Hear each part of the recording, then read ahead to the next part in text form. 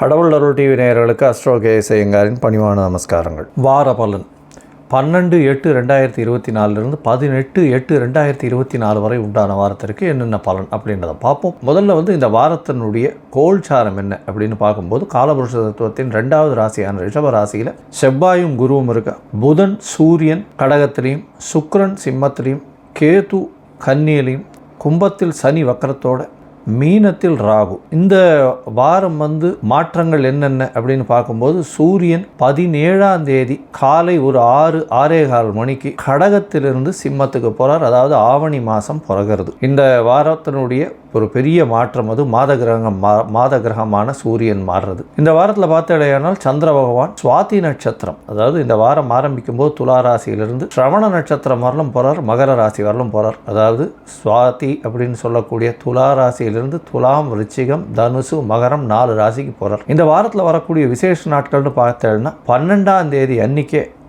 திரிதினஸ்பிரிகு அப்படின்னு போட்டிருக்கோம். அப்படின்னா ஒரு நட்சத்திரமோ ஒரு திதியோ, அதாவது 3 நாட்கள் அது வறுமையானால் அது திரிதினஸ்பிரிகு அப்படின்னு சொல்லக்கூடியது. ஒரே நட்சத்திரம், ஒரே திதி, ஒரே யோகம் அந்த மாதிரி வந்ததேயானால் இந்த மாதிரி திரிதினஸ்பிரிகுன்னு சொல்லக்கூடியது.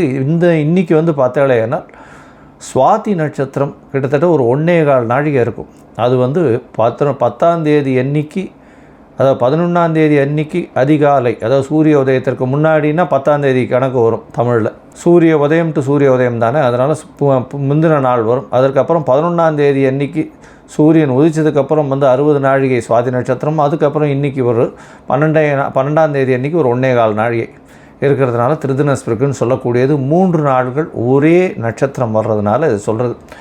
இதனால் என்ன அப்படின்னா, இது எந்த ஒரு நல்ல விஷயம் பண்ணுறதுக்கு இந்த நாட்களை தவிர்க்கிறது ரொம்பவும் நல்லது. அதாவது நல்ல விஷயம்னா வீட்டில் ஏதாவது விசேஷங்கள் கொண்டாடணும்னா அதை தவிர்க்கிறது நல்லது. சரி, இந்த வாரம் பார்த்தீங்கன்னா 15ஆம் தேதி, அதாவது 15/8/2024 அன்றைக்கி ஸ்மார்த்த ஏகாதசி. அதனால் இன்றைக்கி 15ஆம் தேதி ஸ்மார்த்த ஏகாதசியாகவும் 16ஆம் தேதி வைணவ ஏகாதசியாகவும் கொண்டாடப்படுகிறது. இந்த வாரம் பார்த்தோன்னா 17/8/2024 அன்றைக்கி சனி பிரதோஷம். பிரதோஷ காலம்ன்றது மிகவும் முக்கியமான விஷயம். அதை தவிர இன்றைக்கி இந்த 17ஆம் தேதி சனிக்கிழமை கார்த்தால் ஒரு 6-6:15 மணிக்கு சூரிய பகவான் ஆவணி மாதம், அதாவது சிம்ம ராசியில் வர்றது பெரிய விசேஷம்.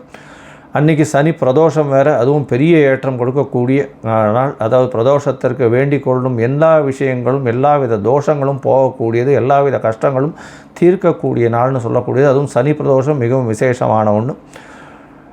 அதுவும் அதாவது சனி பிரதோஷம் சாயந்தரம் 5:45 6:15 வரலும் உண்டான அந்த தீபாராதனை பார்க்குறது சிவன் கோயிலெல்லாம் பெரிய விசேஷமாக இருக்கக்கூடிய காலகட்டமாக அமையும். 18ஆம் தேதி ஞாயிற்றுக்கிழமை பார்த்தோம்னா ஸ்ரவண நட்சத்திரம், திருவோணம், அதாவது ஸ்ரவண விரதம் வருது அன்றைக்கி. சரி, இந்த வாரம் எந்தெந்த ராசிக்காரர்களுக்கு சந்திராஷ்டமம்னு பார்த்தோம்னா, மீனம், மேஷம், ரிஷபம், மிதுனம், இந்த 4 ராசிக்காரர்களுக்கும் சந்திராஷ்டம். 8ஆம் இடத்துல மறைஞ்சி இருக்கக்கூடிய காலகட்டத்தில் எந்த ஒரு விஷயங்களும் தவறான செயல்களில் ஈடுபடக்கூடிய வாய்ப்பு உண்டு. அதாவது செய்யக்கூடிய செயல்கள் தவறாக போகக்கூடிய வாய்ப்புகள் மிகவும் அதிகம்.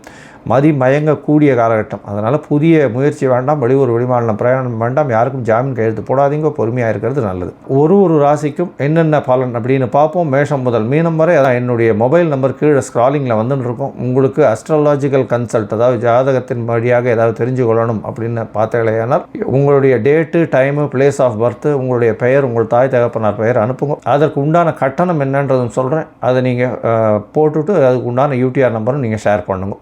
உங்களுக்குன்னு அப்பாயின்மெண்ட் தரேன்.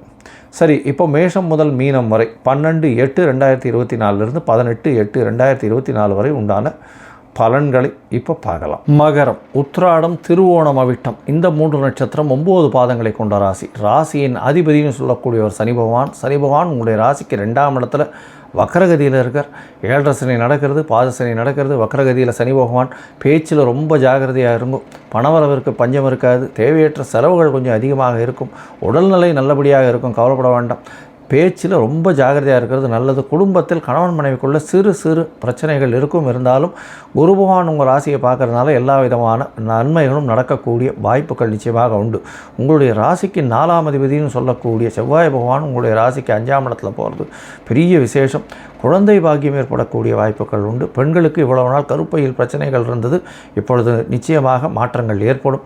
ரொம்ப நாளாக குழந்தை பிராப்தி இல்லாதவர்களுக்கு இப்போ குழந்தை பிராப்தி ஏற்படக்கூடிய வாய்ப்புகள் நிச்சயமாக உண்டு. 5ஆம் இடத்தில் இருக்கக்கூடிய குரு பகவான் மூலியமாக நல்ல ஒரு ஏற்றம் கிடைக்கும். புதிய பதவி, புகழ், அந்தஸ்து, கௌரவம்லாம் வரக்கூடிய வாய்ப்புகள் உண்டு. உங்களுக்கு புதுசாக வீடு மனை வாங்கக்கூடிய பாக்கியம் நிச்சயமாக இருக்கும். உங்களுடைய ராசிக்கு 3ஆம் இடத்தில் இருக்கக்கூடிய ராகு பகவான் மூலியமாக நல்ல ஒரு ஏற்றம் கிடைக்கும். அதாவது முயற்சிகள் அனைத்தும் வெற்றி பெறும், கவலையோடவே வேண்டாம். அபரிமிதமான முயற்சிகள் இருக்கும், அதாவது எண்ணி பார்க்க முடியாத பிரம்மாண்ட முயற்சியாக இருக்கும். அந்த முயற்சிகள் உங்களுக்கு வெற்றி பெறும். இதன் மூலியமாக திடீர் பணவரவு, யோகங்கள் வரக்கூடிய வாய்ப்புகள் நிச்சயமாக உண்டு. உங்களுடைய ராசிக்கு 9ஆம் இடத்துல கேது பகவான் இருக்கிறதுனால தந்தையின் உடல்நிலையில் சிறு சிறு பிரச்சனைகள் இருக்கக்கூடிய வாய்ப்புகள் உண்டு. சப்தமத்தில் 6ஆம் அதிபதியும் 8ஆம் அதிபதியும் சேர்ந்து இருக்கிறதுனால கணவன் மனைவிக்குள்ள பிரச்சனைகள் இருந்தாலும் அது வெளியில் அவ்வளோவா தெரியாமல் இருக்கக்கூடிய வாய்ப்புகள் நிச்சயமாக இருக்கும். ஆனால் பேச்சில் ரொம்ப ஜாகிரதையாக இருக்கும். 2ஆம் இடத்துல சனி பகவான் இருக்கிறதும் மக்கரகதியில் இருக்கிறதும் அந்த அளவு விசேஷம் இல்லை. உங்களுடைய ராசிக்கு 8ஆம் இடத்துல சுக்கிர பகவான் போகிறார். சுக்கிர பகவான் 8ஆம் இடத்துல இருக்கிறது அப்படின்னு சொல்லும்போது உங்களுடைய ராசியின் 5, 10க்கு அதிபதி, அவர் மிகப்பெரிய யோகர். அவர் 8ஆம் இடத்துல இருக்கிறதுனால மறைந்த இடத்துலேருந்து திடீர் பொருள் வரவு வரும். வெளிநாடு வெளியூரிலிருந்து திடீர் பொருள் வரவு, அதாவது நீங்கள் நினைக்க முடியாத இடத்துலேருந்து திடீர் பணம் வரக்கூடிய வாய்ப்புகள் நிச்சயமாக உண்டு. இந்த வாரத்தில் பார்த்தீங்கன்னா உங்களுடைய ராசிக்கு அதிவேகமாக செல்லக்கூடிய கிரகமான சந்திர பகவான் உங்களுடைய ராசிக்கு 10ஆம் இடத்துல இந்த வாரத்தை ஆரம்பிக்கிறார். 12/8/2024 18/8/2024 வரை உண்டான வாரத்தில் சந்திர பகவான் 10ஆம் இடத்துல 13ஆம் தேதி அதிகாலை வரலும் இருக்கார். இது ரொம்ப விசேஷமான 7ஆம் அதிபதி 10ஆம் இடத்துல இருக்கிறதன் மூலியமாக நல்ல ஒரு ஏற்றம் கிடைக்கக்கூடிய காலகட்டம். தொழிலில் பெரிய ஏற்றம், பார்ட்னர்ஷிப் பிஸ்னஸில் பெரிய ஏற்றம் கிடைக்கக்கூடிய வாய்ப்புகள் உண்டு. இன்வெஸ்ட்மெண்ட் அதிகமாக இருக்கக்கூடிய பாக்கியம் நிச்சயமாக உண்டு. உங்களுடைய ராசிக்கு 11ஆம் இடத்துல சந்திர பகவான் போகிறார். 11ஆம் இடத்துக்கு அப்படின்னும் போது 13ஆம் தேதி காலை 2 மணியிலிருந்து 15ஆம் தேதி காலை ஒரு 10:45 மணி வரலும் இருக்கக்கூடிய காலகட்டம். இந்த காலகட்டத்தில் 11ஆம் இடத்துல சந்திர பகவான் வர்றதுனால, சப்தமாதிபதி 11ஆம் இடத்துல வர்றதுனால பார்ட்னர்ஷிப் தொழிலில் பெரிய ஏற்றம் கிடைக்கும். அதாவது லாபங்கள் அதிகமாக இருக்கக்கூடிய காலகட்டம். இந்த காலகட்டத்தில் பார்த்தடையானால் குரு பகவானால் பார்க்கப்படுறதுனால அதீத லாபம் வரக்கூடிய வாய்ப்புகள் நிச்சயமாக உண்டு. அதை தவிர பார்த்தடையானால் எதிர்பாலினத்தவர் மூலியமாக திடீர் பணவரவு வரக்கூடிய வாய்ப்புகள் உண்டு.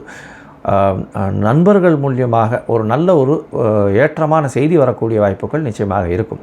உங்களுடைய ராசிக்கு பார்த்தீங்களேயானால் 12ஆம் இடத்துல சந்திர பகவான் போகிறார். 15ஆம் தேதி காலை 10:45 மணியிலிருந்து 17ஆம் தேதி மாலை ஒரு 4:30 மணி வரலும் இருக்கக்கூடிய காலகட்டம்.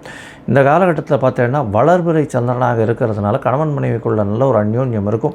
பார்ட்னர்ஸுக்குன்னு நம்ம செலவு பண்ண வேண்டிய காலகட்டமாக இருக்கும். அதாவது பார்ட்னர்ஷிப் பிஸ்னஸில் பார்த்தீங்கன்னா உங்களுக்கு கொஞ்சம் இன்வெஸ்ட்மெண்ட் அதிகமாக இருக்கக்கூடிய காலகட்டமாக இருக்கும். வெளிநாடு வெளியூர் போயிட்டு வரக்கூடிய பாக்கியம் நிச்சயமாக கிடைக்கும். படிக்கக்கூடிய மாணவர்களுக்கு நல்ல ஒரு ஏற்றம் கிடைக்கக்கூடிய காலகட்டமாக இந்த வாரம் அமைய போகிறது.